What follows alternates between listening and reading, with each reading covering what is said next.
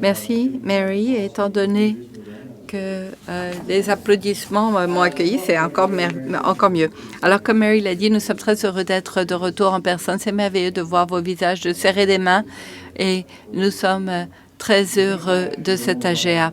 Si vous songez, je sais que beaucoup d'entre vous venaient à l'AGA depuis de nombreuses années. Si on pense à il y a 10 ans, on ne parlait pas à l'époque de changement climatique. Même il y a 5 ans, on en parlait peu. La teneur des conversations a changé du tout au tout. Je suis très enthousiasmée par rapport à la session de ce matin. C'est quelque chose que nous allons devoir continuer à faire dans les temps à venir. Le changement climatique est dans notre point de mire dans tout ce que nous allons faire.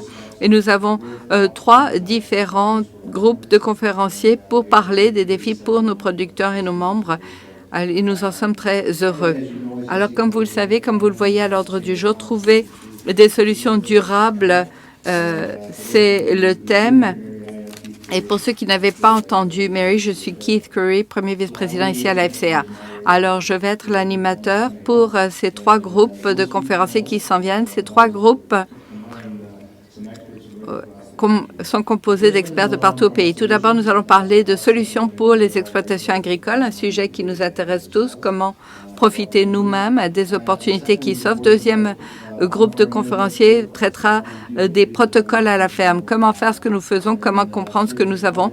Et ensuite, nous parlerons de crédits de carbone public et privé. Mary Todd et moi-même avons eu une conversation très intéressante sur environnement et changement climatique Canada à cet égard. Et beaucoup de ce que nous allons faire à l'avenir comme organisation va être rattaché à cela. Nous voulons mettre de l'avant des solutions à la ferme pour réduire les émissions. Ce sera un défi, nous le savons, que d'atteindre cette réduction des émissions. Nous voulons aussi, comme je l'ai mentionné, aborder la façon de mesurer et de capturer.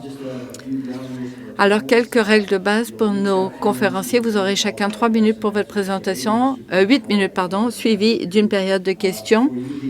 Pour vous, dans le public, nous allons vous demander de venir au micro à la fin de la présentation. Après les 2 ou 3 conférenciers, vous pourrez venir au micro vers la fin de la dernière présentation si vous avez une question. Alors, commencez à réfléchir à tout cela pour avoir l'opportunité de poser vos questions.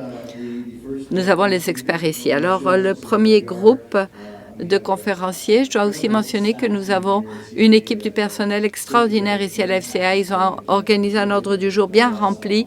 On a bien des choses à faire, donc il faudra respecter les délais. À nos conférenciers particulièrement, je tiens à vous dire qu'on va surveiller la montre de très près. Alors, à la fin de vos 8 minutes, il va falloir vous interrompre parce que nous voulons avoir du temps pour les questions dans la salle. Notre premier groupe de conférenciers, les solutions pour les exploitations agricoles. Nous allons examiner 3 solutions qui sont disponibles ou presque disponibles en 2022 et nos conférenciers vont parler de la valeur qu'offrent ces solutions pour vous, les producteurs, ainsi que certains des écueils ou des difficultés quant à l'adoption à la ferme. Alors, tout d'abord, nous avons Lyle Weeb, cofondateur et chef de la direction de Triple Green Products. Et sa carrière inclut plus de 30 ans d'expérience dans diverses compagnies qu'il a menées vers la réussite. Aujourd'hui, il va nous parler de la solution Triple Green pour sécher. On ne se sert pas de propane, mais de biocarburant pour le séchage. Vous savez tous qu'il a lien avec le prix sur le carbone pour le séchage des grains. Alors, ce sera intéressant. Lyle, je pense qu'on va vous voir à l'écran. Je vous cède la parole. Vous avez 8 minutes. Je vous cède la parole.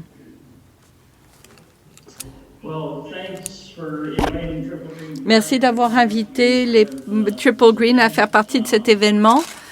Aujourd'hui, je vais parler de notre unité Bio Dry Air pour le séchage du grain. Ça fait partie de l'ensemble de nos produits. Nous avons aussi d'autres types de produits, mais aujourd'hui, nous allons nous concentrer sur Bio Dry Air, ce système. Alors, ce que nous faisons, Triple Green Products fabrique et installe des équipements de pointe dans le secteur agricole, institutionnel, municipal, commercial et industriel, en mettant l'accent sur la biomasse et l'énergie renouvelable tirée des biomasses. Un de nos produits phares, c'est le système de séchage du grain Bio Dry Air qui utilise différentes formes de biomasse comme combustible pour produire de l'énergie thermique. Alors, biomasse, c'est quelque chose de nouveau pour certains, mais pas pour bien d'autres. Et on va revenir là-dessus dans un instant. Alors, qui sommes-nous? Les solutions Triple Green Project sont très particulières parce que nous avons une durabilité, fiabilité. Nous fournissons des solutions originales depuis plus de 20 ans. Nous avons à cœur de procurer des équipements fiables à nos clients maintenant et à l'avenir. Triple Green Project s'appuie sur une équipe très qualifiée et compétente. En tout cas, c'est ce que j'aime m'imaginer. Notre mission est de demeurer le fournisseur d'énergie propre et renouvelable numéro 1 en Amérique du Nord en fabriquant et en distribuant des produits d'énergie plus carboneutres, plus fiables et les plus efficaces sur le marché. Nous sommes soucieux de notre responsabilité sociale. Nous proposons des solutions d'énergie renouvelable avant-gardistes axées sur les biocombustibles. Alors, comment est-ce qu'on explique l'énergie de biomasse? Il s'agit d'une énergie propre, renouvelable, une énergie qui peut être alimentée à partir de déchets agricoles ou autres matières organiques. Sa combustion est propre et elle respecte les seuils d'émissions de carbone. Le séchage du grain. Le séchage du grain peut s'avérer l'une des activités les plus énergivores à la ferme. Il s'agit de coûts importants pour l'agriculture, même si on ne tient pas compte de cette terrible expression, la taxe sur le carbone. Alors, voici une de nos unités de montre. Et quand cette photo a été prise, c'était en exploitation et on était à alimenté en maïs par l'auge inclinée que vous voyez là. Vous voyez qu'il n'y a pas de gaz présent qui sortent de cette tuyauterie ronde circulaire. Nous savons comment non seulement brûler la biomasse, mais le faire de façon très propre. Et cela répond aux exigences très strictes d'émissions de la Californie. Nous brûlons les gaz parce que nous brûlons à 1800 degrés Fahrenheit avec un système à double combustion. La solution, c'est donc le système carboneutre, le fine pointe de Bio Air Dry qui utilise des combustibles solides pour alimenter en chaleur un séchoir à grains à une fraction des coûts actuels des combustibles fossiles, même le gaz naturel. Alors, il s'agit d'une baisse immédiate des frais d'énergie, ce qui donne des façons d'économiser des coûts. La réduction de l'empreinte de carbone est à notre avantage du point de vue fiscal et cela témoigne de notre souci pour un environnement plus vert. C'est installable sans avoir à reconstruire votre infrastructure existante. En d'autres mots, notre système, le Bio Dry Air, peut se rattacher à un tout séchoir conventionnel. Le système Bio Dry Air se sert de combustion de carburant pour générer une énergie de chaleur. Les coûts énergétiques sont un coût important pour toute entreprise qui veut et ces coûts vont continuer à augmenter avec la volatilité des prix des carburants fossiles. On l'a vu très récemment. L'empreinte sur le carbone, la taxe sur le carbone, la réglementation aujourd'hui sont des réalités d'aujourd'hui. Le chauffage durable à partir de la biomasse est carboneutre. Le système Bio Dry Air est utilisé dans l'industrie minière depuis plus de 10 ans pour le séchage de différents produits. En d'autres mots, nous avons pris ce que nous savions faire et ce qui avait fait ses preuves depuis plus de 10 ans dans le secteur minier. Nous l'avons intégré dans le secteur du séchage de grains que vous voyez aujourd'hui. Les avantages du Bio Dry Air de TGP. Chaque modèle est clé en main intégrable au séchoir à grains traditionnel. Les systèmes TGP procurent des avantages uniques qui dépassent toutes les normes d'émissions en vigueur. Quelques-unes des caractéristiques combustion de biomasse ultra efficace, je l'ai déjà dit. Nous avons un système à double combustion dans notre produit. Nous sommes compatibles avec les séchoirs à grains existants, quel qu'en soit le type. Nous avons un système qui va être intégré au Michigan et qui nécessite 3 de nos grandes unités pour alimenter ces 100 millions de BTU. Ça, c'est l'ampleur du système. C'est entièrement automatisé et les commandes sont sur un écran tactile. On peut connecter à un téléphone intelligent. Ici, vous avez un tableau à barres que nous avons créé pour une ferme en Saskatchewan avec 91 000 acres, 9 100 acres et 568 000 boisseaux avec le système de biomasse. Et vous avez complètement à gauche, vous allez voir les barres qui indiquent 216 000 $ seraient nécessaires pour sécher tant de grains. Et en jaune, vous voyez le prix du gaz naturel et en dessous, en tout petit, vous voyez le carburant biomasse. Alors, quand vous faites le calcul de ces chiffres sur 10 ans et que vous regardez l'ensemble de ces barres, le recours au propane en l'espace de 10 ans coûterait 2,4 millions pour sécher le même nombre de boisseaux sur 20 ans, alors que notre système coûterait un peu plus de 100 000 $ à partir de la biomasse. Alors, il s'agit de moyens d'épargner des montants importants grâce à la biomasse.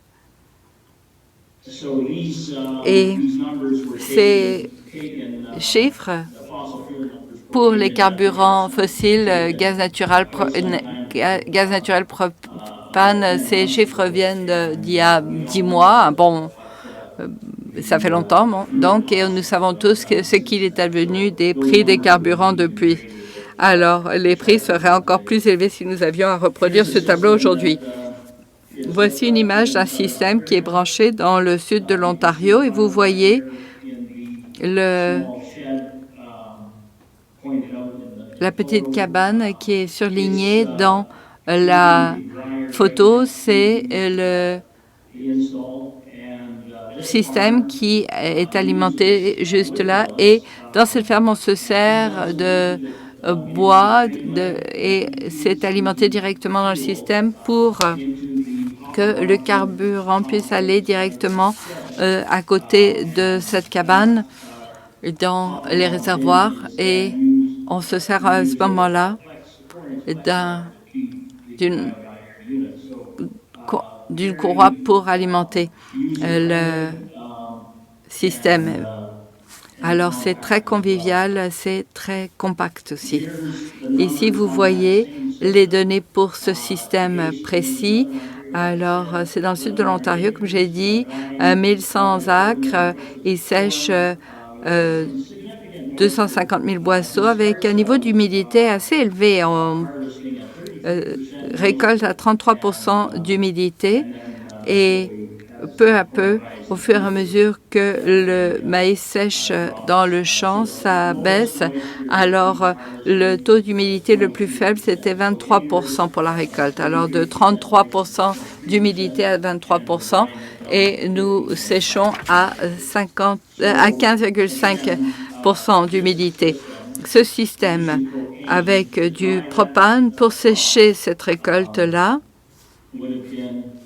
il aurait fallu payer 90 000 $ dans la dernière année. Et avec la biomasse, ça peut être de l'ordre de 2 000 $. Pour les granules de bois, c'était 15 000. Donc, les montants épargnés sur 10 ans Si on fait le calcul avec le tableau pour les 10 années, le propane, 1,2 million de dollars de coût pour sécher ce même nombre de boisseaux sur cette période de 10 ans avec 3 d'augmentation des coûts au fil de ces 10 années, mais avec toute la volatilité des carburants, en fait, ça a augmenté nettement plus que ça depuis le moment où le tableau avait été préparé. Alors, sur 10 ans, 1,2 million de dollars pour sécher cette même récolte et avec le carburant biomasse le plus coûteux, c'est-à-dire des copeaux de bois, c'est 160 000 pour faire exactement la même chose. On épargne 1,1 million de dollars sur 10 ans.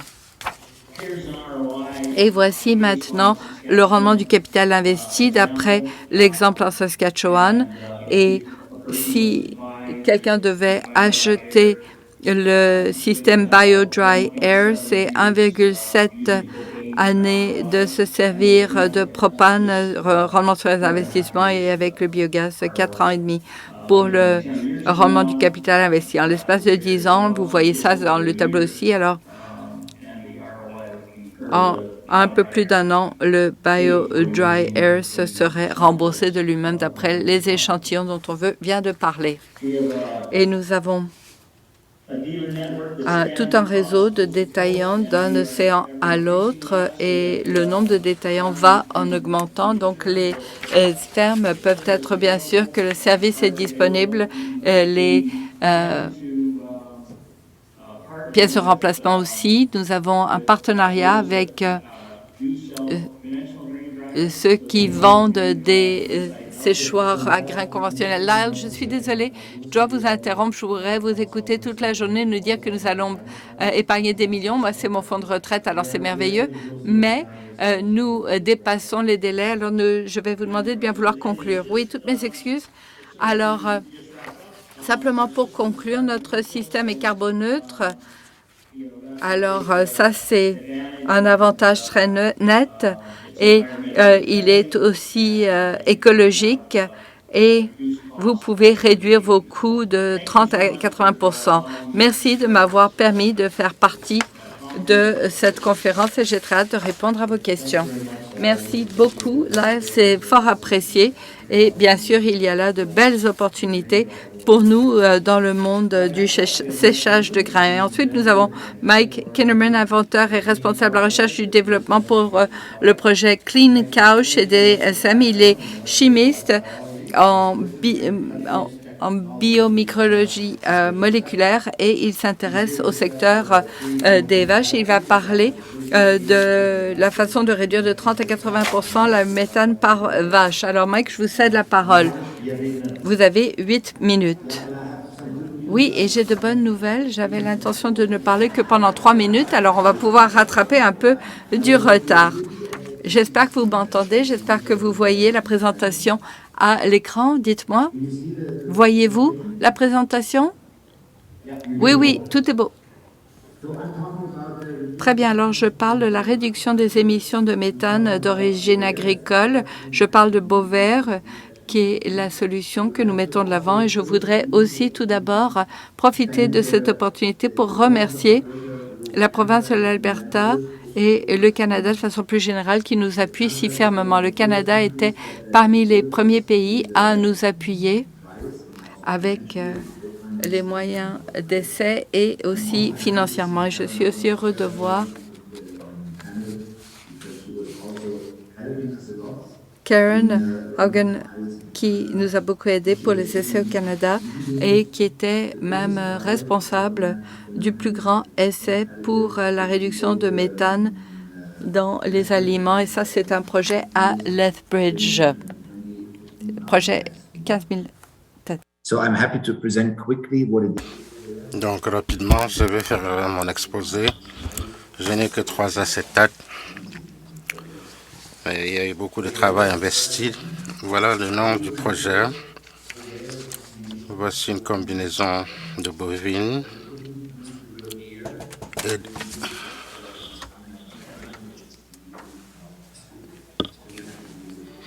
Alors, nous avons dû le faire. Voici comment nous présentons notre développement. Les vaches produisent du méthane. Ça n'est pas leur faute. Oh, attends, OK. Bon. Donc, il y a des micro-organismes qui reprennent ceci et c'est ça qui est transformé en méthane. C'est un gaz très fort d'effet de serre qui contribue au réchauffement de la planète. Un gros résultat de la conférence climatologique l'année dernière à Glasgow, c'est la reconnaissance de l'importance du méthane. Plus de 100 pays ont signé et s'engagent à fixer un type de réduction de 30% d'ici 2030. Donc, il y a une conversion, une transformation vers le méthane. Lorsqu'on a commencé à développer les additifs de foin pour réduire le méthane, on a examiné la microbiologie de ces halogènes et les étapes pour réduire le méthane. Et c'est ça la dernière étape qui est importante. C'est très spécifique et ça n'apparaît nulle part ailleurs. Donc, on voulait un peu examiner les effets secondaires. Lorsqu'on se demande où trouver du bétail pour le bœuf ou du bétail laitier, c'est de manière générale de 1 à 1,5 grammes. On s'est dit qu'un quart de cuillère mixée dans l'alimentation animale peut réduire le méthane et nous venons de publier des données. C'est entre 30 et 90%. Donc, on a pu réduire le méthane. C'est important de savoir que l'impact est immédiat. On n'a pas à attendre des semaines. C'est à l'intérieur de 30 minutes. Ça se fait très rapidement. Ça dure longtemps. Le niveau de méthane demeure bas. C'est sécuritaire pour les consommateurs, l'animal, l'environnement. Je ne sais pas si on en a déjà parlé. Mercredi dernier, il y a eu une bonne surprise. On a appris que la Commission de l'Union européenne a approuvé cela sur le marché européen.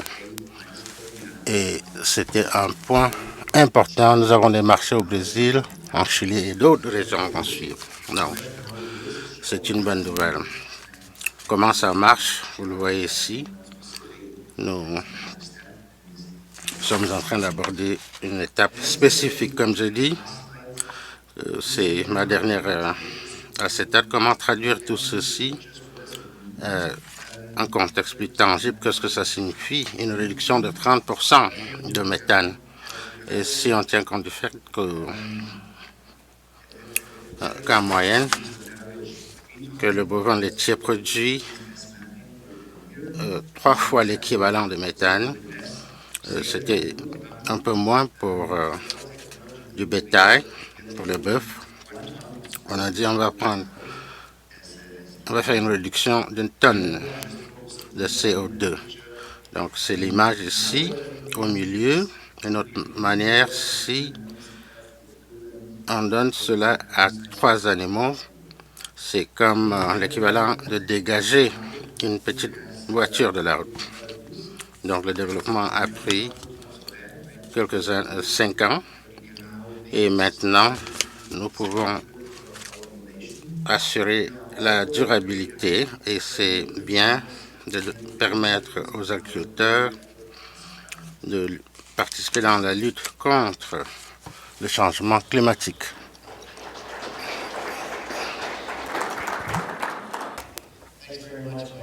Merci Mike pour les producteurs de bétail dans l'auditoire, c'est très important.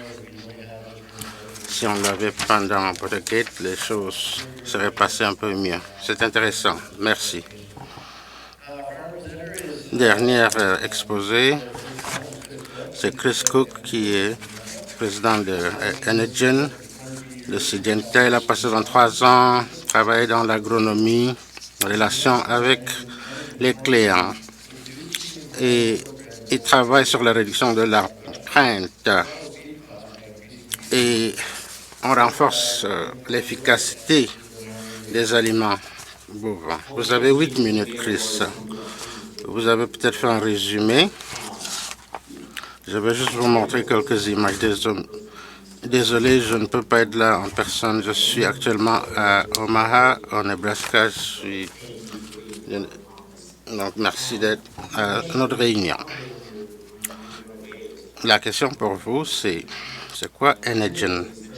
Energen, c'est une technologie pour le maïs, pour améliorer la qualité du maïs. Il y a d'autres technologies connexes. Ce que nous avons fait à Energen, c'est d'ajouter ceci comme technologie supplémentaire. Le NK hybride, vous voulez ajouter Energen. Maintenant, vous avez une situation hybride. C'est ce qu'on voit sur le marché avec un trait additionnel. Energen.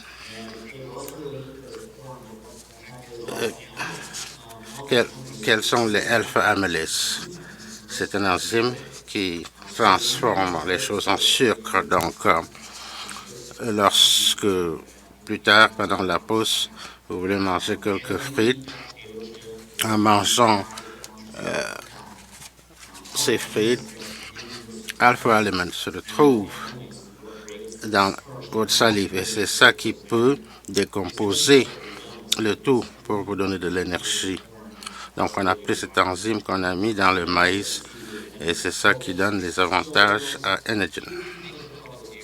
Donc, si vous pensez à une vache laitière, une vache de bœuf, qu'est-ce qu'il mange? Il mange beaucoup de maïs surtout. C'est comme ça que ça se passe. Le maïs est une grande source d'énergie, 75% d'amidon. L'Energen a une technologie amylase. Cette technologie, c'est la meilleure chose qui existe pour les transformations vers le sucre. Avec Energen, c'est ça qui est le meilleur sur le marché.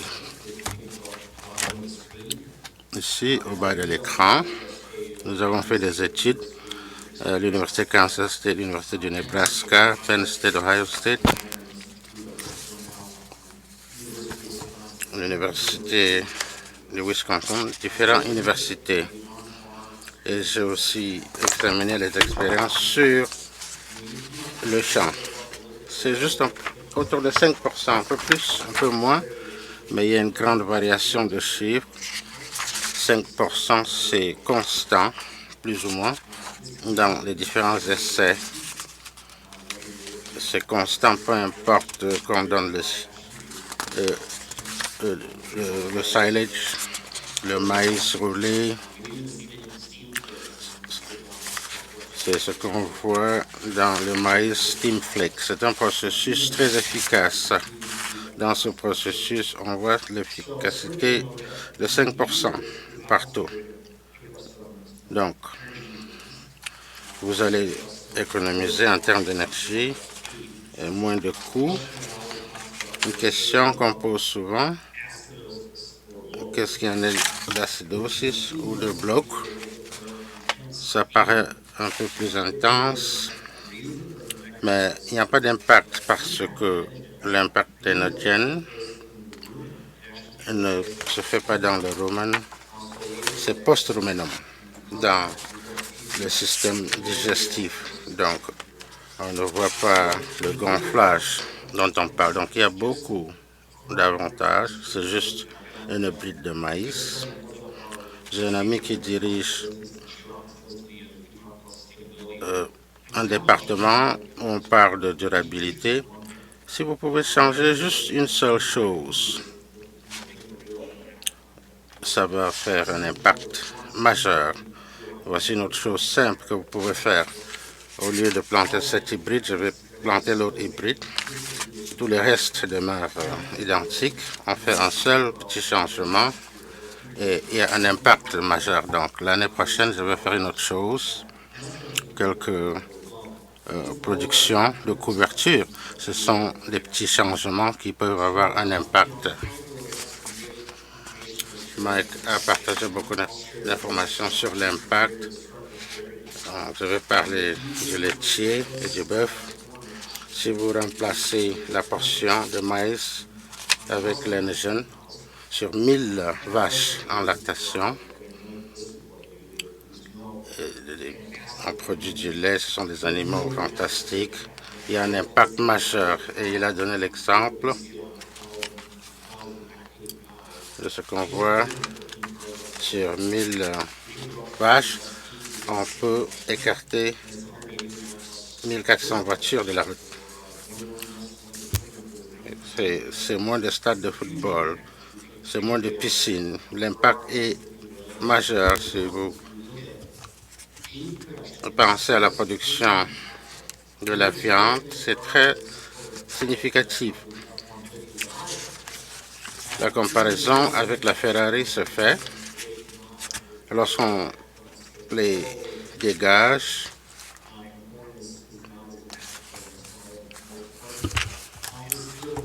On voit que l'impact reste significatif.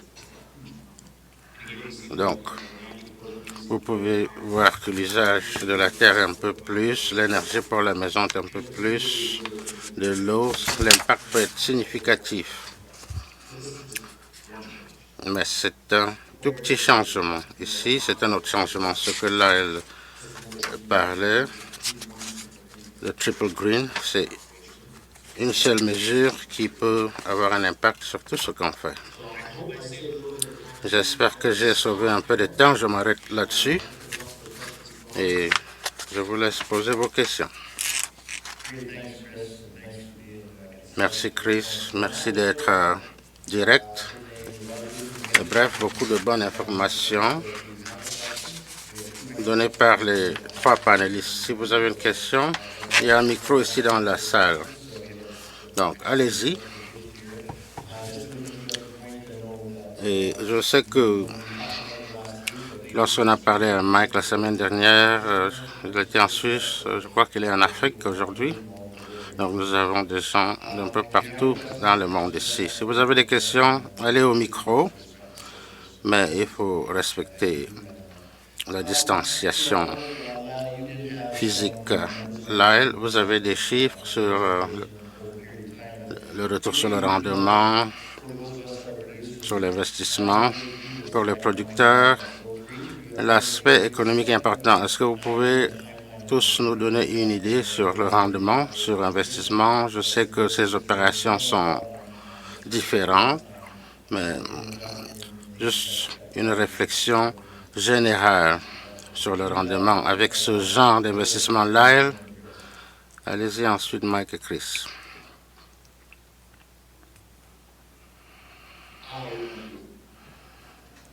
Vous êtes en sourdine.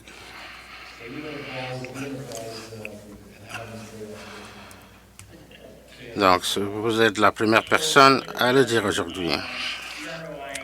Une question. Le ROI, ou le retour sur investissement, est très important dans toutes les opérations agricoles. Les échantillons que nous avons utilisés aujourd'hui, vous pouvez voir que le retour sur investissement, c'est entre 2 ans et 5 ans selon le carburant qu'on va utiliser pour remplacer le gaz naturel ou le propane. Mike, pour nous, ça dépend un peu de la région où on applique la technologie. Il faut changer un peu de modèle d'entreprise classique. On veut réduire l'émission de carbone et on voit un impact sur les consommateurs, les transformateurs. Nous devons faire quelque chose. Donc, il y a différents modèles d'entreprise, mais il y a des bonnes choses qui se passent. Chris, c'est immédiat. Il n'y a pas de coût supplémentaire avec ces systèmes, avec ces différentes sortes d'hybrides. Le changement est simple, le rendement est immédiat. Il peut y avoir des avantages plus tard. Comment l'insérer dans la chaîne de valeur.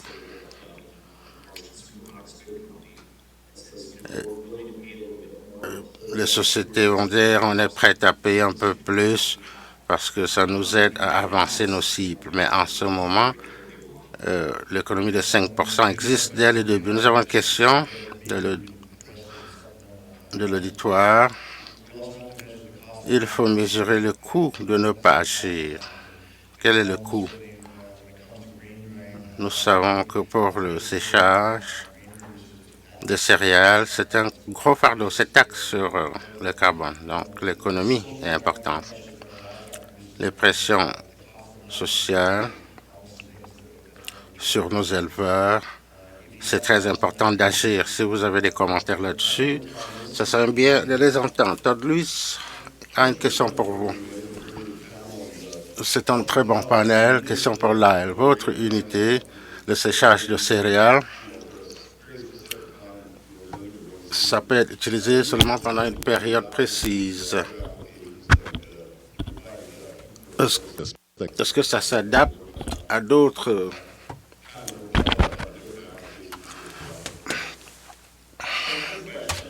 C'est une bonne question. On nous pose cette question souvent. La réponse, c'est oui. Mais sur un séchage de céréales de 20 BTU, le système est construit pour se cadrer à cette taille d'équipement de séchage. La plupart des agriculteurs qui pensent à chauffer un atelier ou d'autres immeubles, ça prend juste une fraction de ce montant de BTU. Donc, sur le plan économique, c'est mieux d'acheter un système de chaudière que nous vendons aussi. On aura un meilleur rendement sur l'investissement au lieu de faire toutes les autres exigences. Merci. Une dernière question. Le temps presse. John, allez-y. Il faut que ce soit rapide. C'était des beaux exposés. Une question sur ce produit Agenta. Est-ce que c'est pour du bétail ou est-ce que l'éthanol ou la production pour améliorer la production des foins? La réponse est oui et non. C'était développé pour les biocarburants. Je pense que c'était en 2010 au Canada et en 2011 aux États-Unis. Le lien avec ces biocarburants. Pour la transformation de la nourriture, c'est un problème. L'idée, c'est de maintenir l'amidon ensemble. On ne veut pas que les bonbons s'effondrent dans la masse. Il faut que ce soit dans la bouche. Donc, il y a un impact dans le processus final. Nous avons un programme. Nous examinons tous les champs. On tient compte du fait qu'il faut que Enogen soit utilisé exactement là où ça devrait. Ron Maynard a une question rapidement. Merci. Une question pour Marc, votre produit. Il y a deux questions rapidement. Vous avez parlé d'une réduction de 30%, mais vous avez dit, si j'ai bien compris, vous avez dit une réduction de 30 à 90% de méthane. Ça, c'est une variante assez grande, entre 30 et 90. Et un commentaire. Deuxième partie de la question. Pour le système de biodigestion, le fumier produit Est-ce qu'il y a une réduction dans la production de gaz si on met ce matériel? Merci pour les deux questions. Ce n'est pas une variabilité comme on peut comprendre. La composition des aliments, c'est la connexion entre les choses. Parfois, on a eu des surprises. Maintenir le même dosage dans un système d'alimentation, les résultats étaient différents. La production de méthane est orientée par les micro-organismes et l'activité est basée sur ce que les animaux consomment. Nous sommes en train de publier un algorithme où on se dit, si nous connaissons les ingrédients, la composition des foins, le dosage, on peut prévoir l'impact de la réduction de méthane. On a une meilleure compréhension des interrelations. Deuxième question, c'était sur le fumier. Les études majeures sur le fumier viennent du Canada, beaucoup de soutien de notre association. On examine les modes d'action. Ça veut dire on ne voit pas d'impact négatif sur le fumier et il y a eu des publications différentes. La qualité et les quantités de fumier demeurent inchangées. Donc, vous n'avez pas à vous préoccuper. Les qualités demeurent inchangées. Merci. Merci aux trois conférenciers. Merci pour les questions. Nous allons continuer à travailler avec des gens comme vous dans l'avenir. Ces nouvelles technologies vont nous permettre de rentrer dans le jeu de changement climatologique et en même temps assurer la viabilité économique. Donc, merci pour vos exposés.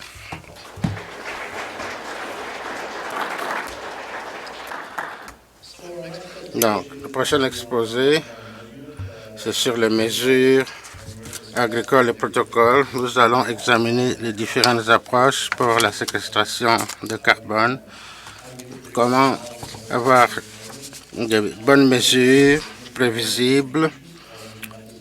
On va présenter les avantages, les différents chevauchements. On veut voir comment la séquestration de carbone peut aider le producteur à avoir des crédits. Le premier présentateur, vous le connaissez, ça fait longtemps qu'elle travaille, Karen Haugen-Sutter. Elle est présidente de Solutions. Elle a plus de 30 ans d'expérience dans les mesures de gaz de serre, le modélage. Elle a développé des crédits compensatoires pour l'Alberta, le Québec, l'Ontario et la Californie. Elle va parler des solutions Veresco, leur travail sur le modélage. Donc, Karen, si vous êtes prêts, vous avez 8 minutes. Merci, bonjour tout le monde. J'apprécie votre invitation. Malheureusement, je ne pouvais pas être là en personne et je n'ai pas traduit ceci. Merci de me permettre de faire la présentation et vous aurez des traductions après la conférence. Nous travaillons avec différentes personnes, différents clients pour trouver des bonnes solutions. Sur la chaîne d'approvisionnement agricole, nous travaillons avec le gouvernement, les ONG, toutes sortes d'entités de différentes parties sur cette chaîne. Nous avons des experts du sol. Nous avons 4 scientifiques. Le Dr Conkey qui se joint à nous il y a environ 3 ans. Donc nous avons beaucoup de gens qui connaissent ces mesures. Les leçons importantes, c'est les mesures directes de carbone dans le sol. Et ça entoure toutes les autres façons de mesurer les changements. Prendre un noyau de sol, quand on va parler de modélage, de détection, il faut toujours la validation au début pour les mesures directes.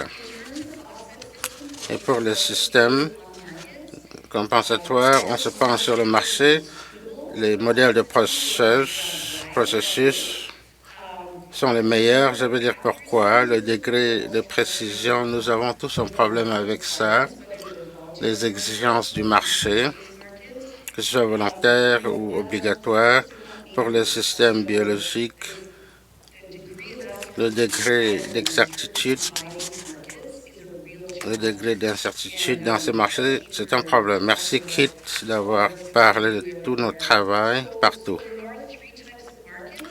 Il y a 3 types de marchés. On va rentrer un peu plus en détail, mais nous avons la conformité réglementée de l'Alberta, ça fait 15 ans où on fixe les prix de carbone. Et le carbone de sol organique, il y a des marchés volontaires de carbone, les 3 que j'ai évoqués ici, c'est les plus forts. Ensuite, il y a les marchés de chaînes d'approvisionnement. Les compagnies, Mike en a parlé, investissent dans l'inventaire, dans les chaînes d'approvisionnement pour trouver des solutions sur le terrain. Mais nous sommes en train de développer ceci. Une petite mise en garde. Tout ceci est un processus de développement. En dehors de l'Alberta, il y a très peu de participation, très peu d'expérience dans les marchés de carbone. Aux États-Unis, 0,2% des tonnes produites depuis 1996 sont en agriculture. Le gold standard de WWF, c'est 0,2%. Les normes de carbone vérifiées, 0,2% en agriculture, beaucoup en foresterie, énergie renouvelable. Et en Californie, un autre marché volontaire qui a le protocole de Grassland du Canada. C'est plus élevé, mais c'est surtout des savanes, c'est grassland. Donc, il n'y a pas eu beaucoup d'expérience avec le carbone agricole en dehors de l'Alberta. Il y a 17 mégatonnes de CO2 produits. Donc, le problème avec les mesures compensatoires sont reliées aux politiques. Le carbone entreposé,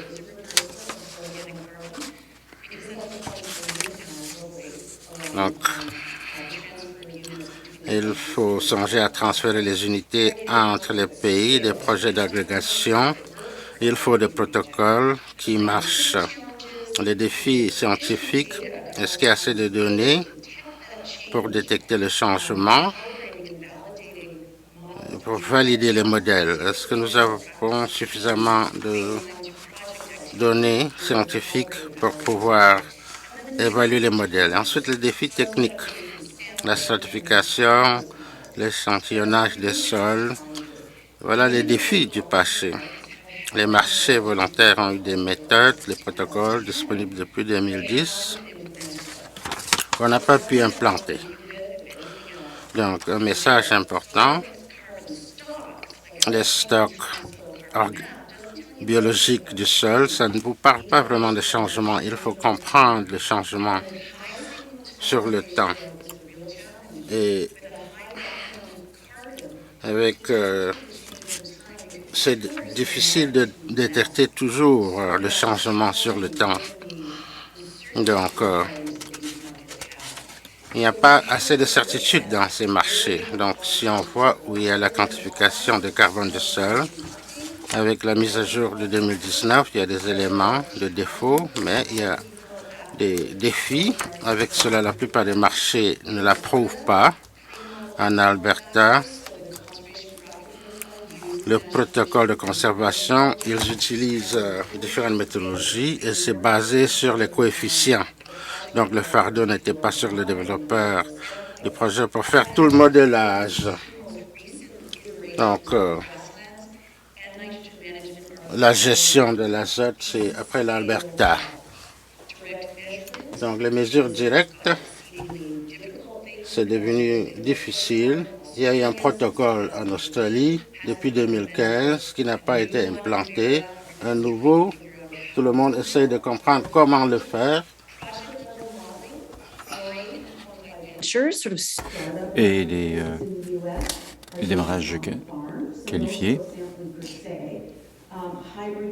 Ensuite, la modélisation des mesures hybrides semble être...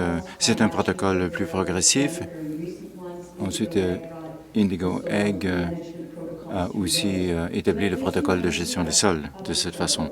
Alors, ça vous donne une idée de la lutte que cela représente dans notre évolution. Et évidemment, il y a aussi l'estimation des sols. Alors, on peut prendre des mesures directes ou utiliser des indicateurs corollaires qui nous permettent de savoir quelle est la teneur en carbone, l'acidité du sol, et il faut aussi surveiller le changement avec le temps. Alors voilà les défis que nous avons pour essayer d'avoir une indication précise et aussi comment élargir la portée du programme d'échantillonnage ou de mesure. Il y a beaucoup d'innovations. Karn de Terre-Mer va me suivre. Et donc, il y a beaucoup de nouveaux développements pour nous aider à mesurer la teneur en carbone du sol. Et donc, la grande question à laquelle je veux que vous réfléchissiez, c'est quel est le degré de précision exigé par le marché? Et c'est ça qui est le défi actuellement. C'est d'essayer de mettre en œuvre de nouveaux protocoles d'échantillonnage du sol pour en déterminer la teneur en carbone et les défis que cela pose. Parce qu'il y a de l'incertitude dans le monde académique. Évidemment, on parle de la probabilité par rapport à la moyenne ou la variabilité par rapport à la moyenne, 15 avec une marge de confiance de 90 %. Mais c'est difficile d'obtenir 15 % de variabilité par rapport à la moyenne avec les échantillons que nous faisons actuellement. Et ensuite, si on ne peut pas obtenir le niveau d'exactitude voulu, évidemment, il y a une perte de crédibilité. Et ça aussi, c'est un défi parce que là, on ne veut pas, justement, il y a beaucoup d'incertitudes cumulatives dans nos protocoles actuellement. Et on veut que ces modèles soient donc bien étalonnés. Et il ne faut pas que ce soit uniquement les promoteurs de projets qui aient à valider tous les paramètres. Et il y a aussi un protocole qui sera mis de l'avant. Si vous ne pouvez pas faire la modélisation, la pré-modélisation et permettre au marché de s'adapter, qui est justement d'utiliser les coefficients par région pour étendre ou propager le modèle. C'est ça qui est important, c'est de développer un protocole qui répond aux besoins du marché. Et si on fait un mauvais échantillonnage au départ, on ne peut pas revenir en arrière. Mais les modèles permettent de réajuster le tir. Et donc, ce dont nous faisons la promotion, c'est l'établissement de sites sentinelles partout au pays et qui nous permettront de faire de l'échantillonnage de qualité et de produire les ensembles de données que les producteurs pourront utiliser avec des modèles d'évaluation de la séquestration de carbone dans le sol. Donc, l'Alberta a investi lourdement là-dedans. Et donc, si on pouvait aller de l'avant avec pour établir des ensembles de données qui nous permettent d'étalonner nos modèles et aussi d'utiliser d'autres façons d'utiliser ces données, ce sera la meilleure approche dans l'avenir. Merci beaucoup de m'avoir écouté. Merci, Karen. Énormément d'informations, évidemment, dans une présentation très brève. Et la chose qui m'a vraiment frappé, c'est évidemment c'est qu'on cherche à formuler des politiques en l'absence de données probantes. d'où l'importance de cette présentation. Comme on l'a mentionné, nous aurons Karen Maris, son entreprise est en voie Il va vous faire une présentation justement sur la technologie qu'ils ont pour mesurer la séquestration de carbone dans le sol.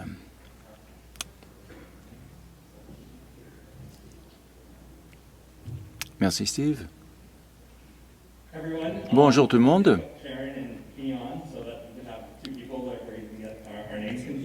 Alors, je pense que je vais faire une comparaison. On m'a demandé de faire une comprésentation avec Karen juste pour vous mêler. Alors, d'abord, je vais vous parler du carbone, évidemment, dans le contexte de la santé du sol. Alors, c'est bien de voir les innovations que nous avons pour réduire la quantité de carbone qui est émise dans l'atmosphère. Mais le carbone, ce n'est pas en fait un mot dont il faut, un mot péjoratif, parce que le carbone est très important dans l'agriculture. Et donc, justement, le carbone n'est pas un mot péjoratif. J'ai écrit un article sur ce sujet. Alors, Karen a parlé de l'importance du carbone pour le marché du carbone. Mais la chose sur laquelle moi je veux insister, c'est l'importance du carbone pour votre entreprise sur le plan économique. Alors, ce que j'aimerais, c'est que vous pensiez au carbone non pas simplement comme étant une solution au changement climatique, mais comme un élément d'actif économique. Alors, d'abord, une brève introduction à Terramera. Nous sommes une compagnie de technologie qui a 12 ans d'existence, basée à Vancouver, 120 employés de 35 pays.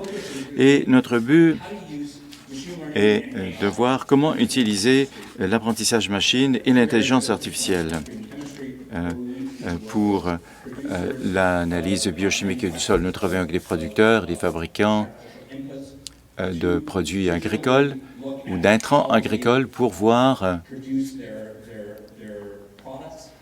comment ils produisent leurs produits et augmenter l'absorption et l'efficacité des produits qu'ils vous proposent.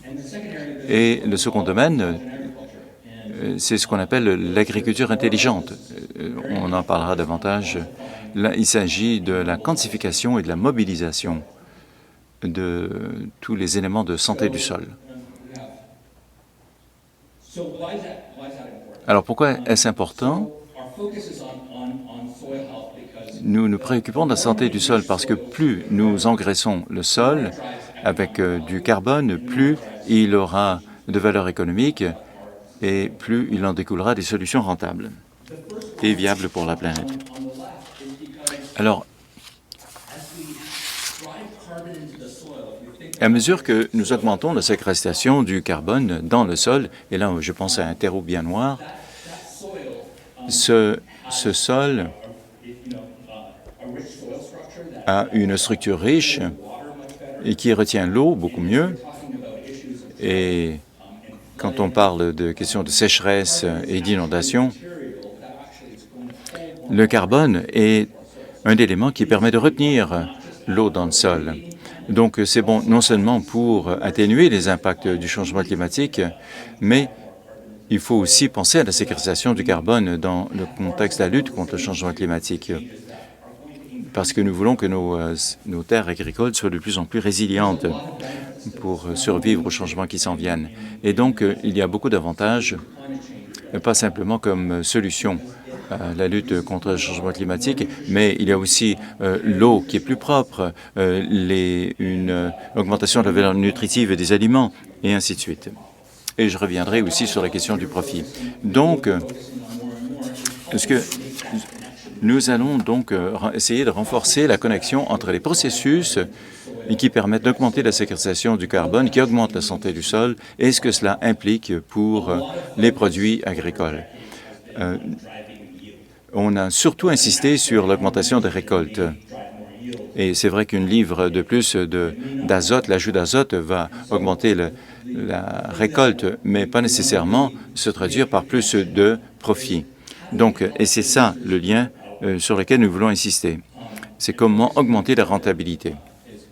Et justement, en insistant sur le carbone, nous sommes sur la bonne voie. Alors, évidemment, nous avons ici un expert sur les crédits carbone et on en parlera pas.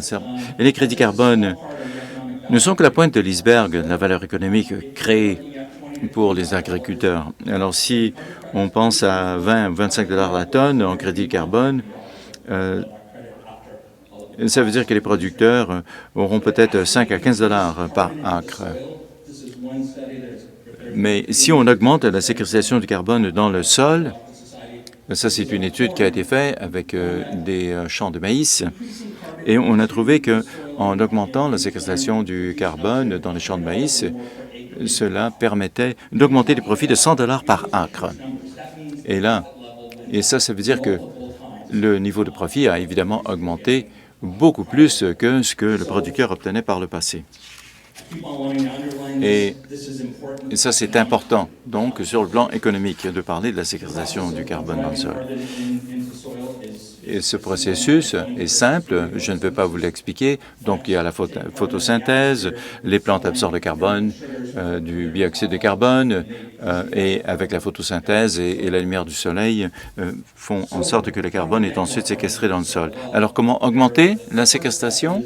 La première étape, évidemment, c'est ce que font la plupart des producteurs actuellement déjà, à divers niveaux.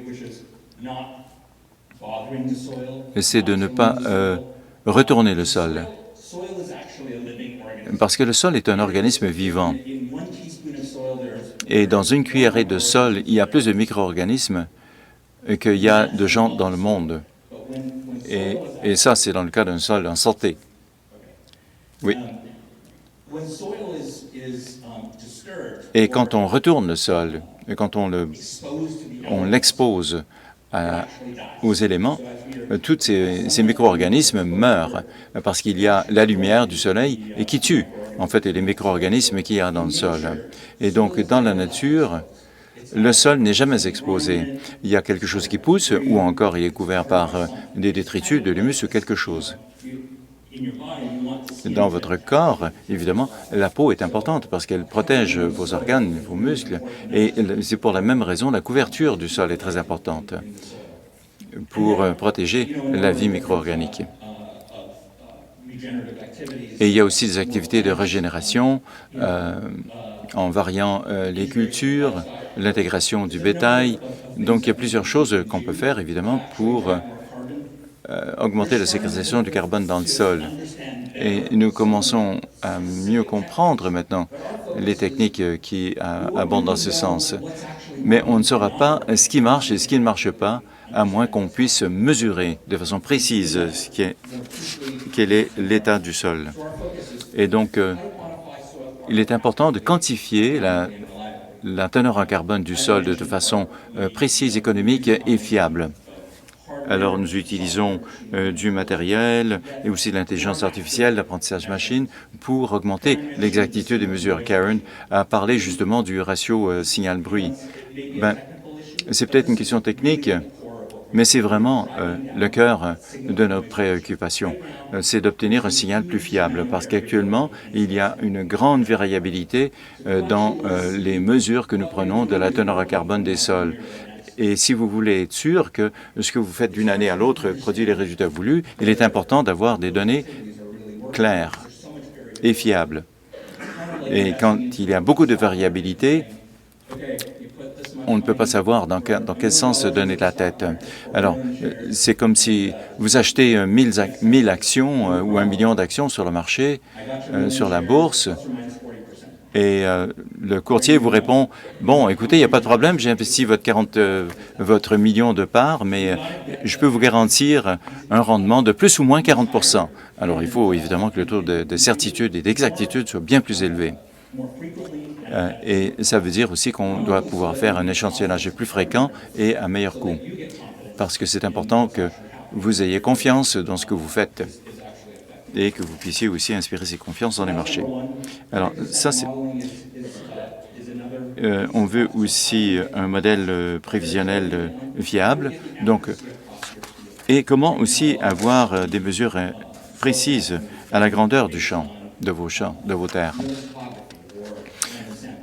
Alors, on fait pas actuellement un échantillonnage aléatoire et nous avons un outil qui nous permet de faire un échantillonnage beaucoup plus exact et qui pour avoir le plus d'informations possible avec le nombre d'échantillons que nous prélevons. Et ce que vous allez entendre cette année et l'année prochaine, nous avons des outils qui seront déployés partout au Canada. Ils sont au stade alpha actuellement. Et donc, si ces outils vous intéressent, vous pourrez les mettre à l'essai cet été. Et donc, ça vous permettra d'avoir un meilleur échantillonnage. Alors, comment prélever des échantillons à 1 mètre de profondeur, par exemple? Alors, pour le NPK, la température, mais aussi la teneur en carbone. Alors, la chose que je veux vous dire en terminant, c'est que vous allez entendre parler de carbone. Mais le carbone, ce n'est pas qu'une chose, et on le trouve dans beaucoup de milieux. Alors, le carbone, lorsqu'il se retrouve dans le sol, est d'abord présent sous la forme de carbone organique. C'est le carbone, c'est important, mais il est moins stable. Ensuite, il y a une autre forme de carbone qui est le carbone minéral. Et ça, c'est un carbone qui est très stable chimiquement. Mais ce n'est pas facile à mesurer pour l'instant. Mais à mesure qu'on arrive à comprendre combien de carbone minéral il y a dans le sol, ça nous permettra de nous donner une meilleure idée de la permanence de la séquestration du carbone pour les besoins du marché. Alors, l'une des choses dont je suis très fier, et c'est les discussions que nous avons et les partenariats avec la Fédération, c'est une approche axée sur les résultats. Plutôt que d'attendre que les gouvernements nous imposent des processus qui sont peut-être plus ou moins efficaces, si on se penche sur l'importance des résultats dès le départ, nous pourrons nous préparer à une transition économique et à une structure de données qui nous serviront mieux. Alors, l'une des choses importantes, évidemment, c'est l'expérience client. Ces nouvelles technologies ne suffiront pas en soi. Il faut aussi que l'outil soit convivial, qu'il soit facile à mettre en œuvre par les utilisateurs. Donc, si vous êtes intéressé à travailler avec nous, nous voulons nous assurer que les produits que nous mettons au point vous servent.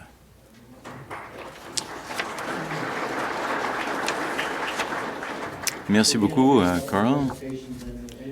Donc, si vous avez des questions, il suffit de monter au micro. Alors, je vais poser 2 questions.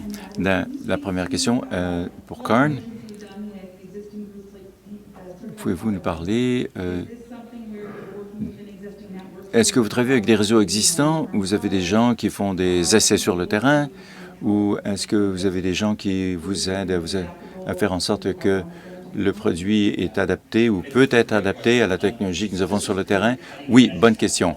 Évidemment, il s'agit vraiment d'une technologie de pointe et comme je disais tout à l'heure, notre entreprise travaille avec la Fédération, mais nous n'avons pas, à cause des brevets, nous avons environ 250 demandes de brevets actuellement, et donc nous avons été relativement discrets, mais nous travaillons avec les producteurs sur des milliers d'acres de terres agricoles au Canada, et nous travaillons aussi avec les universités, l'Université de Colombie-Britannique, l'Université de Saskatchewan, l'Université de l'Île-du-Prince-Édouard et d'autres universités. Et nous allons continuer à bâtir sur ces partenariats, mais c'est le moment justement de forger de nouveaux partenariats. Bon, je suis heureux de savoir que vous travaillez avec les universités. Ma prochaine question est pour Karen. Vous avez parlé de Sentinelle. Est-ce que vous travaillez déjà avec les universités pour essayer de travailler de concert avec les chercheurs, ou est-ce que vous êtes davantage tourné vers les entreprises privées? Oui, merci de la question, Jen. Nous, avec des fonds de Alberta Innovation, en 2020, nous avons développé une stratégie pour le carbone. Et nous avons donc retenu les services de plusieurs universités, de chercheurs, de Agriculture Canada et Agroalimentaire Canada. Nous avons surtout travaillé sur le carbone dans les terres fourragères, mais parce qu'on ne comprend pas exactement comment la teneur en carbone change selon les méthodes de gestion des terres. Alors, nous avons voulu voir comment évaluer un système, comment bâtir un système d'évaluation et qui pourrait se raccorder aux données qui n'ont pas été publiées, mais qui ont été produites par les chercheurs et par rapport aux techniques traditionnelles. Et donc, nous avons travaillé avec la Fédération canadienne de l'agriculture. Et donc, la stratégie existe et nous pouvons aller de l'avant, mais nous n'avons pas d'organisme d'accueil. Je sais que nous travaillons avec Environnement Canada et Changement climatique et aussi avec le groupe de sciences et technologies à l'intérieur du ministère. Et c'est sûr que nous avons changé les techniques d'évaluation de séquestration de la teneur en carbone dans les sols pour que ce soit davantage axé sur les intrants. Donc, nous allons changer la manière dont nous établissons l'inventaire. Et ce que j'espère, c'est qu'avec la création d'un réseau pour l'estimation du carbone à l'échelle pan-canadienne sera le fruit d'une collaboration entre le gouvernement et les entreprises. Mais pour l'instant, nous avons des données, des ensembles de données, mais ce serait bien si on avait des ensembles de données publiques, des choses que nous avons obtenues des chercheurs. Mais actuellement, aucun organisme ne s'occupe de centraliser ces données et de les diffuser. La chose que nous espérons, Karen, c'est d'avoir une application de financement pour que nous puissions faire la cartographie du carbone dans le sol à l'échelle du pays. C'est ce que nous visons. Oui, ce serait bien, Karen. Nous avons demandé des fonds auprès de Changement climatique, mais nous ne l'avons pas obtenu. Alors, c'est impossible d'espérer une réponse simple. Alors, Jane, vous avez une question? Y a-t-il des normes nationales ou internationales pour la mesure de la teneur en carbone dans le sol? Et est-ce que donc les résultats des équipements que nous utilisons sont validés?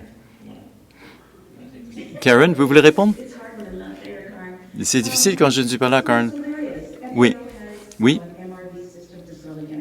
Alors, il y a un système de la FAO et il y a des normes. Évidemment, les carottes de sol sont la meilleure façon et permettent de faire une analyse détaillée en laboratoire. Ensuite, j'ai parlé aussi du modèle australien qui utilise des appareils à infrarouge. Donc, on peut se promener avec cet appareil dans un champ. Mais il faut évidemment constituer un ensemble de données numériques et utiliser l'intelligence artificielle pour que ces données soient étalonnées et là, mais tout ça, c'est pré-commercial, soyons clairs. Ce n'est pas quelque chose qui existe dans le commerce pour l'instant. Donc, il y a des systèmes qui acceptent ces mesures par procuration, si vous voulez, ces mesures indirectes. Mais, comme Karen l'a mentionné, c'est de prendre un échantillon du sol, une carotte, et de l'envoyer au laboratoire. Mais il y a des problèmes, évidemment. D'abord, ça coûte très cher comme méthode. Et deuxièmement, en tant que scientifique, quand on prend la carotte de sol, il y a quand même beaucoup de variabilité. Et on l'a constaté selon les laboratoires auxquels on envoie l'échantillon. Et donc, il y a toutes sortes de raisons pour cette variabilité, parce que quand on extrait le sol est exposé. Et donc, il y a toutes sortes de facteurs qui interviennent pour expliquer la variabilité. Maintenant, nous avons des détecteurs qui vont aller jusqu'à 2 mètres de profondeur dans le sol et faire une lecture. Ça prend environ 15 secondes qui nous permet de faire une analyse de sol ponctuelle sur le champ. Ce n'est pas encore disponible comme application commerciale. Nous espérons peut-être que l'année prochaine, ce sera. Et donc, ce serait possible d'utiliser ces sondes pour vous cette année. Encore une fois, c'est un domaine en pleine évolution et qui nous permettrait d'avoir des données beaucoup plus fiables. C'est ce qui nous manque depuis 40 ans. Parce que nous n'avons pas confiance dans les données. Et j'ai parlé d'Australie. Alors, dans leur stratégie technologique, ils ont dit on veut qu'on passe de 35 $ l'hectare à 3 $ l'hectare pour le coût d'analyse de la teneur en carbone du sol. Oui, et vivement la même chose au Canada. Discussion fascinante. Et je sais que la génération de mes enfants est beaucoup plus compétente et beaucoup plus à l'aise avec l'utilisation des technologies numériques. Et c'est important, évidemment, de pouvoir utiliser ces équipements et ces technologies sur la ferme. Mais comme disait Karen, on doit aussi avoir confiance dans les données que cela produit et dans le processus de modélisation pour que nous puissions prendre des décisions plus éclairées. Alors, merci beaucoup à Karen et Karen. Excellente séance. Merci de vos questions aussi. Alors, le dernier panel aujourd'hui va parler du rendement sur l'investissement. Nous allons regarder diverses approches sur la manière dont nous récompensons les agriculteurs pour leurs activités de lutte contre les gaz à effet de serre. Alors, nous allons parler du programme du système fédéral de crédit compensatoire pour les gaz à effet de serre. Donc, le premier présentateur est Julie Meltzer. Elle est directrice générale du Bureau de la tarification du carbone pour changement climatique Canada. Elle travaille avec les provinces et territoires et d'autres intervenants pour produire des protocoles qui permettront de donner des crédits compensatoires. Et donc, elle expliquera comment ce régime récompensera les agriculteurs innovants. Et je vous rappelle que vous n'avez que 8 minutes pour la présentation. Merci beaucoup. J'apprécie beaucoup le fait de pouvoir siéger à ce panel. Je regrette de ne pas pouvoir être des vôtres en personne. J'espère que vous pouvez voir les diapositives à l'écran et que vous pouvez m'entendre. Oui, on vous entend très bien. Merci. Alors, je comprends que je n'ai pas beaucoup de temps, mais je vais vous donner un survol rapide dans le stade de l'évolution du système fédéral de crédit compensatoire pour les gaz à effet de serre et les protocoles pour le secteur agricole. Et ensuite, je vais vous parler brièvement des différences entre l'approche fédérale par rapport à l'approche dans le privé. Alors, je sais que quelqu'un d'autre fait avancer les diapos en français. Alors, nous avons parlé de la création du système fédéral par le passé, mais il s'agit d'encourager la réduction et l'élimination des gaz à effet de serre au Canada par des activités volontaires qui ne sont pas visées par des exigences juridiques ou par la tarification de la pollution par le carbone. Donc, les projets de compensation doivent être en sus des projets existants et dépasser les pratiques habituelles pour être admissibles. Et idéalement, ce qu'on veut, c'est permettre d'accroître la portée du signal de tarification. On veut permettre aux agriculteurs, aux forestiers, aux populations autochtones et aux promoteurs de projets de percevoir des revenus pour la réduction des gaz à effet de serre et stimuler l'innovation dans les investissements et les investissements dans le secteur privé. Pour recevoir des crédits fédéraux compensatoires pour les gaz à effet de serre, Judy, est-ce que je peux vous interrompre? Est-ce que vous pouvez changer votre écran pour qu'on puisse voir le texte des diapos? Mettez-vous en mode de présentation, donc.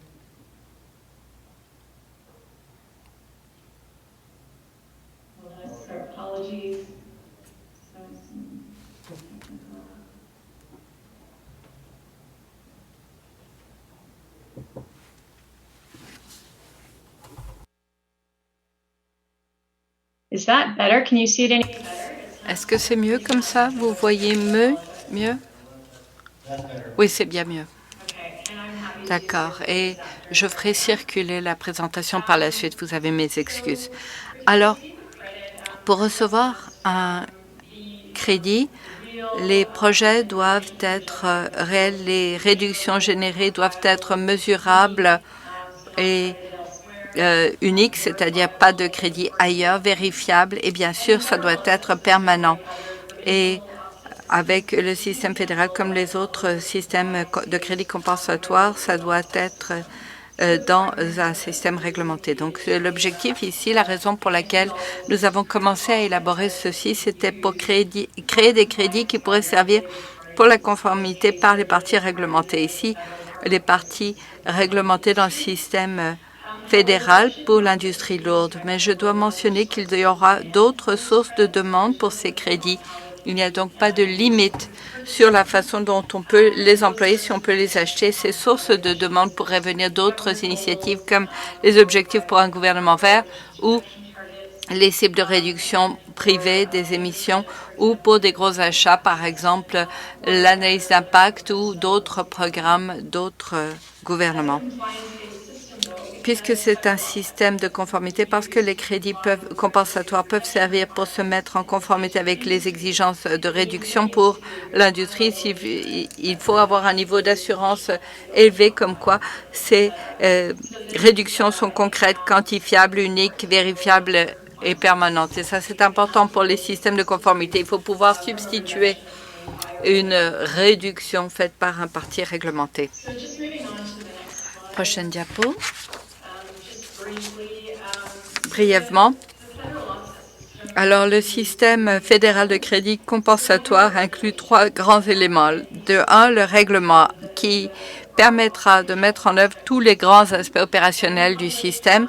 Et nous avons publié en mars 2021 une version des ébauches des règlements et nous voulons les finaliser pour plus tard ce printemps, donc la mi-2022.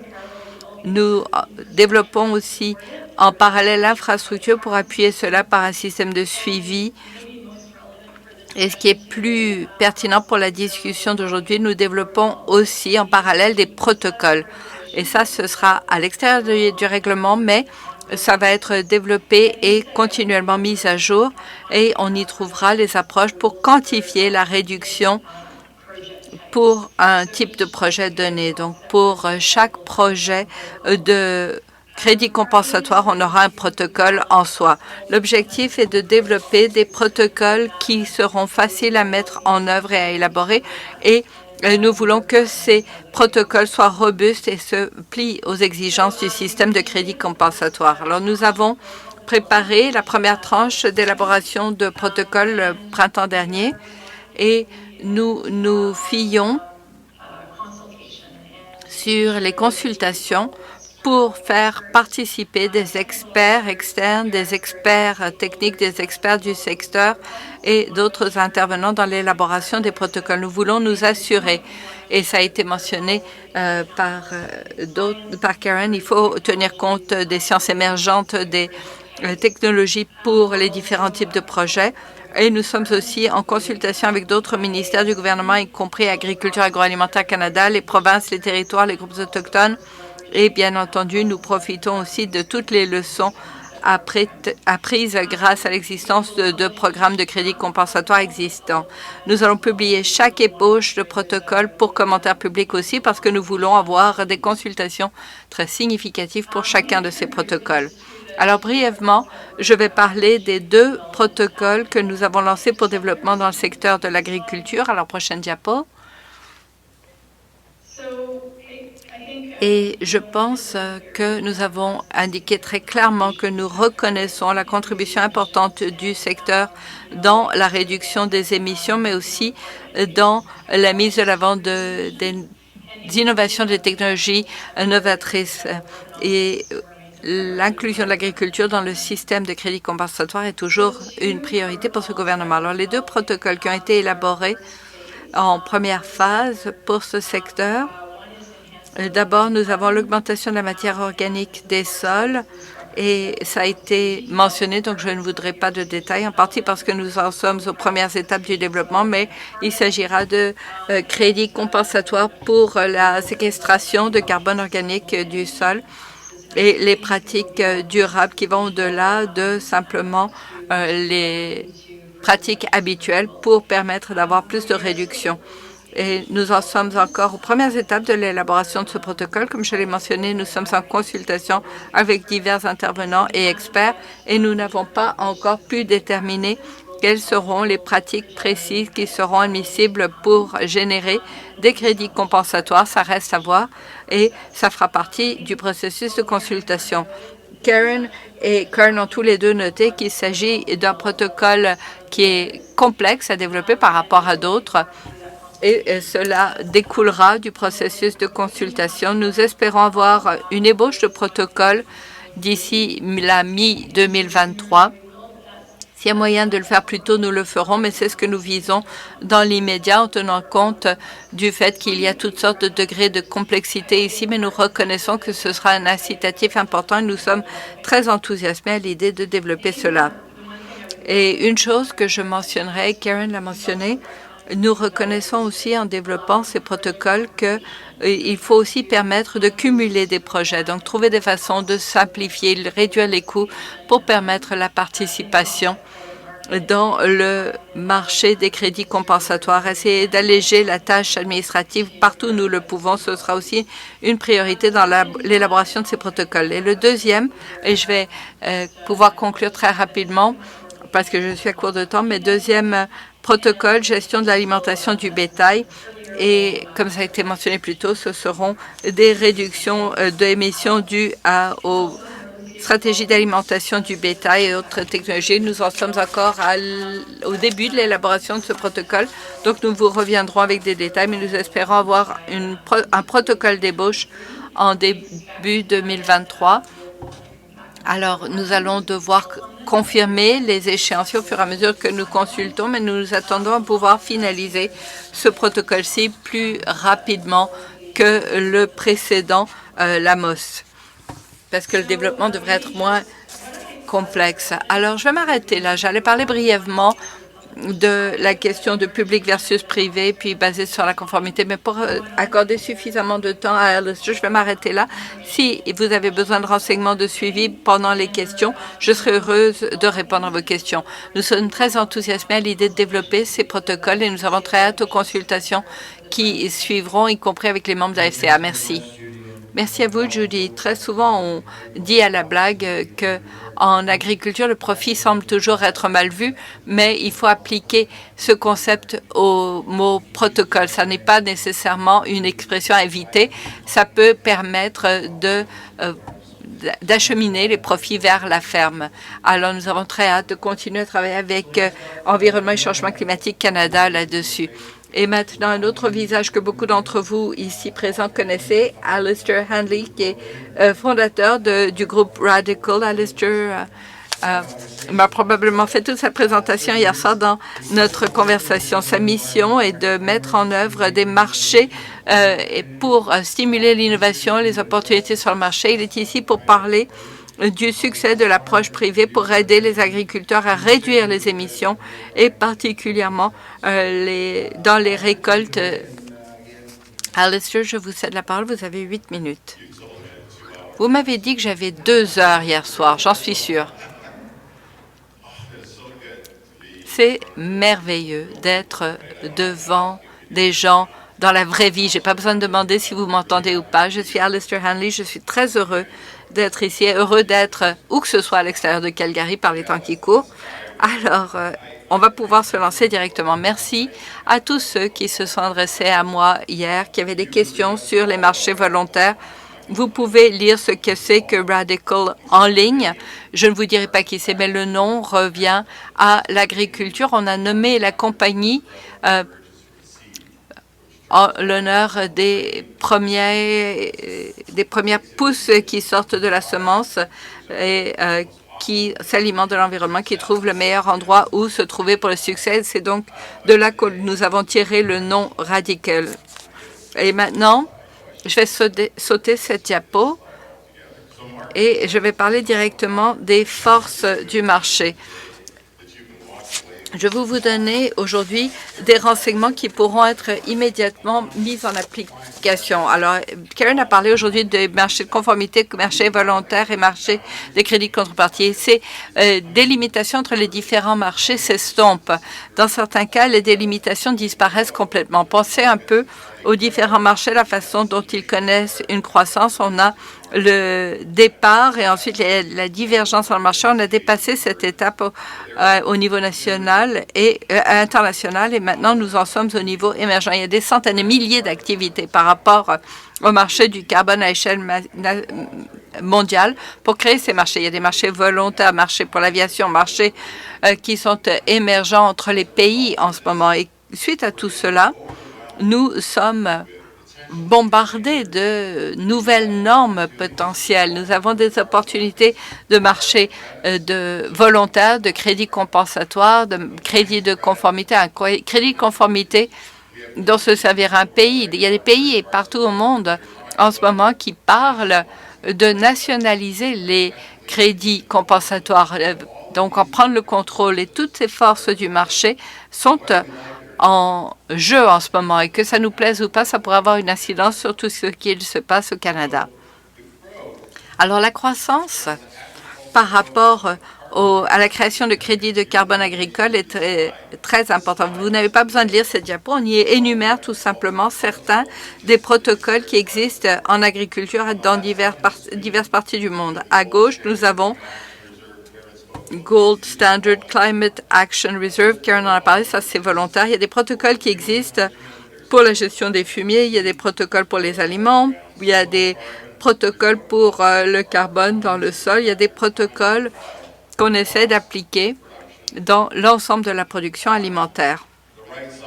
À droite de votre écran, vous trouvez le protocole de l'Australie. Vous avez noté qu'en Australie, on a un bon nombre de protocoles qui existent pour le secteur agricole, y compris le programme de carbone dans le sol, mais ils ont des programmes aussi pour la régénération qui est produite par les humains, où on encourage la gestion plus efficace du bétail pour que ces protocoles permettent de générer des crédits massifs. Et si on regarde en bas, le coin en bas, on a là le Canada.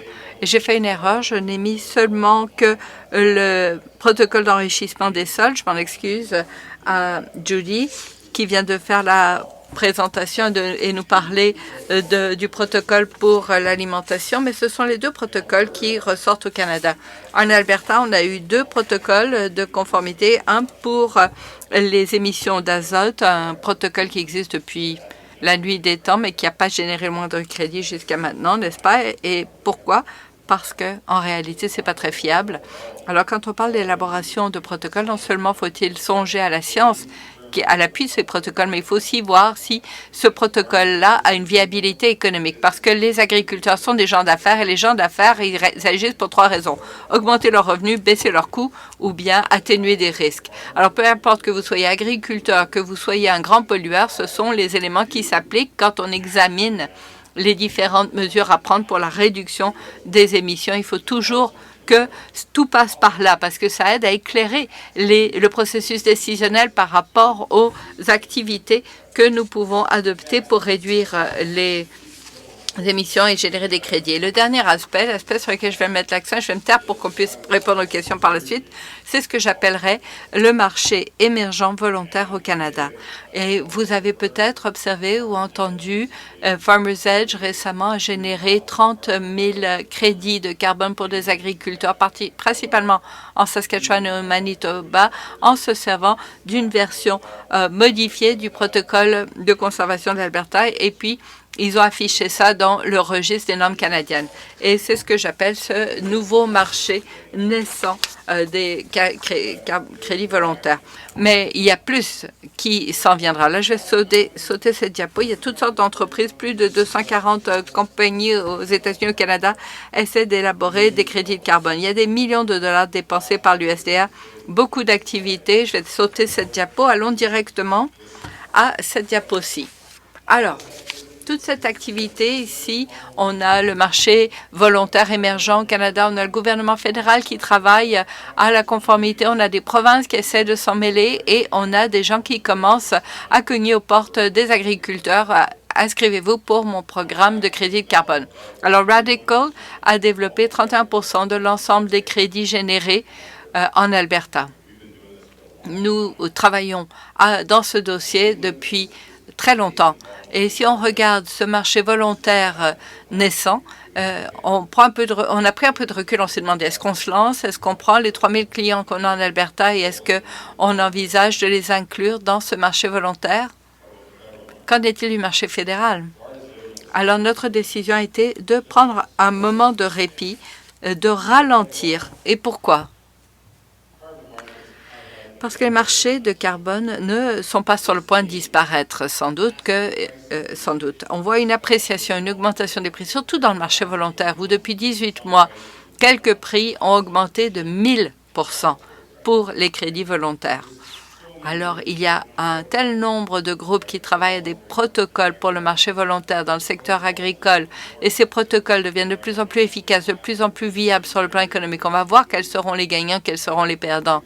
Si vous attendez que le programme du gouvernement fédéral, vous pourriez générer des revenus plus élevés pour vos crédits, potentiellement.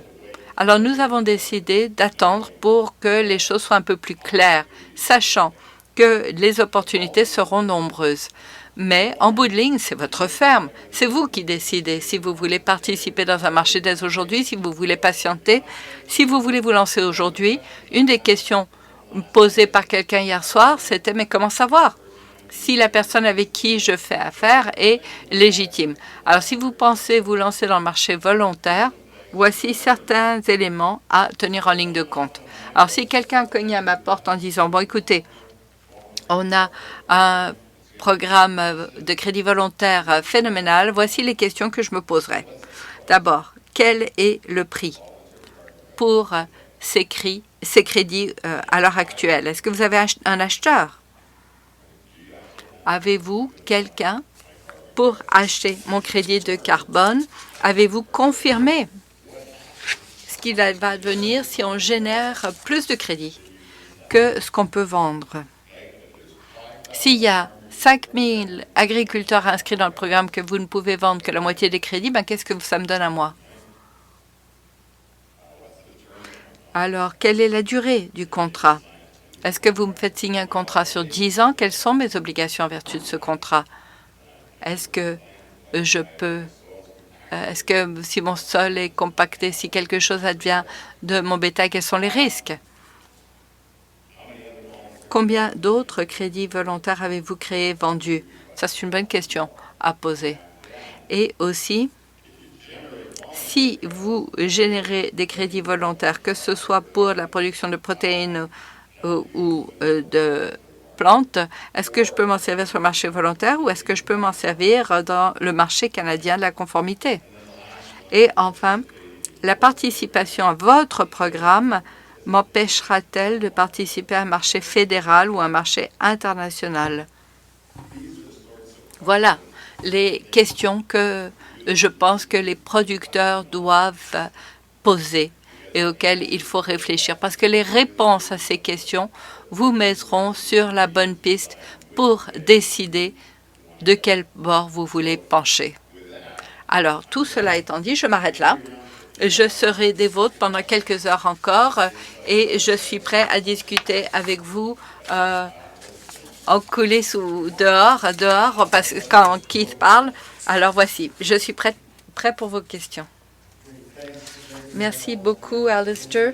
Et je ne vois personne au micro tout de suite. Le temps est très, très serré, mais je vais poser une question rapidement pour chacun d'entre vous. Une des choses que les agriculteurs et les organisations entendent encore et encore de la part de leurs membres, c'est toute la paperasse. C'est très, très onéreux. Alors, dans l'élaboration de ces protocoles, dans ce domaine des crédits de carbone, à quoi est-ce qu'on peut s'attendre en tant qu'agriculteur? Est-ce que ça va être très lourd sur le plan de la paperasse? Est-ce que ça a mal nécessaire, la paperasse? Je vais vous demander vos réponses rapidement, puis ensuite je vais céder la parole à Ron. Allez-y, Judy. Merci, Alistair. Merci pour cette question. C'est une très bonne question. C'est très important. Cette question revient à ce qu'évoquait Alistair, c'est-à-dire quels sont les éléments à examiner si on choisit de se lancer dans un programme de crédit compensatoire, que ce soit fédéral ou autre. Et ce que nous avons essayé d'indiquer, nous allons continuer à nous concentrer là-dessus, c'est la question de s'assurer que nous développons ces protocoles d'une façon aussi simplifiée que possible sur le plan administratif, des façons simples à mettre en œuvre, mais qui répondent tout de même à nos critères, c'est-à-dire cette robustesse environnementale et il faut pouvoir mesurer, compter. Alors, je pense qu'il y a un équilibre à atteindre, mais ce que je dois mentionner, c'est que le cumul sera un élément important, le fait de pouvoir cumuler différents projets. Ça va certainement aider à réduire les coûts et ça, c'est un élément que nous examinons. Il va falloir pouvoir entendre les différents intervenants, ceux qui vont faire la mise en œuvre de ces projets pour voir comment on peut encore alléger le fardeau administratif. C'est une question des plus importantes. Il va falloir y travailler et il va falloir y songer dans tous les différents types de protocoles aussi. Moi, je pense que quand il s'agit de paperasse, la véritable question, c'est toujours est-ce que le jeu en vaut la chandelle? C'est aussi simple que ça. Je vais vous donner une anecdote rapide. Il y a des années, quand les prix sur le carbone étaient très faibles en Alberta, il y a une femme qui m'a appelé qui a dit je veux me retirer de votre programme. J'ai dit pourquoi? Et il a dit c'est pas assez d'argent. Il avait une petite ferme. Et j'ai dit combien d'argent est-ce que vous avez eu? Je vais voir si j'ai bien fait les choses. Il a dit on a eu $1000. Et j'ai dit, combien de temps ça vous a pris pour répondre à tous ces formulaires? Quelques heures. Alors, disons 3 heures, j'ai dit. Ça fait $350 de l'heure pour votre temps. C'est probablement ce que votre avocat vous fait payer. En tous les cas, on peut vous exclure du programme si vous le voulez, puis ils ont dit, beau minute. Alors, quand on pense au rendement par acre ou par vache, par litre de lait, etc., ce rendement peut être très faible. Mais si vous regardez le rendement par heure de travail, écoutez, ça peut être des milliers de l'heure. Alors, la paperasse, personne n'aime ça, mais la question à vous poser, c'est est-ce que le jeu en vaut la chandelle? Est-ce que votre temps, vous êtes récompensé pour votre temps? Oui, une question rapide pour Judy au sujet des protocoles qui sont en voie d'élaboration, particulièrement pour l'élevage et la reproduction. Je sais que on a des protocoles pour réduire le méthane, mais l'autre aspect, c'est aussi l'amélioration génétique. Et au niveau de la productivité, mais il y a aussi de la recherche qui se fait et qui nous montre que la sélection génétique chez ces animaux pourrait permettre de générer moins de carbone. Alors, est-ce que on envisage la sélection génétique comme étant un critère mesurable pour améliorer les émissions de méthane de la part du bétail? Merci pour cette question. Et ça, je dois y réfléchir. Nous sommes encore dans les premières étapes, mais j'apprécie que cette question soit évoquée. J'en suis consciente. Il y a différentes technologies et pratiques. On n'a pas encore déterminé lesquelles seraient admissibles au crédit. Et certainement, il y a cette sensibilisation par rapport à cet enjeu. On va examiner ça dans le cadre du processus de consultation, mais il est trop tôt pour confirmer si ça fera partie du système. J'apprécie cette observation et nous en ferons le suivi. Est-ce qu'on m'exclut? Oui, oui, on vous exclut. Merci. Si vous êtes déçu, c'est sa faute à lui. Ils ne seront pas les seuls déçus. Alors, merci à Judy, à Alistair, à tous nos conférenciers. Et Judy, je sais qu'on commence à avoir des conversations avec votre ministère là-dessus. On a hâte que ça se poursuive. C'est 613-236-6366, c'est son numéro de téléphone. Elle peut répondre à vos appels quand bon vous semble. Alors, belle matinée, en tout cas à mes yeux. On a eu d'excellentes présentations. Merci à vous tous d'avoir été des nôtres. Et même si on a un peu dépassé les délais, on va réduire la pause, la durée de la pause. Alors, n'oubliez pas, en allant vous chercher le café, que vous avez peu de temps. On reprend dans 10 minutes.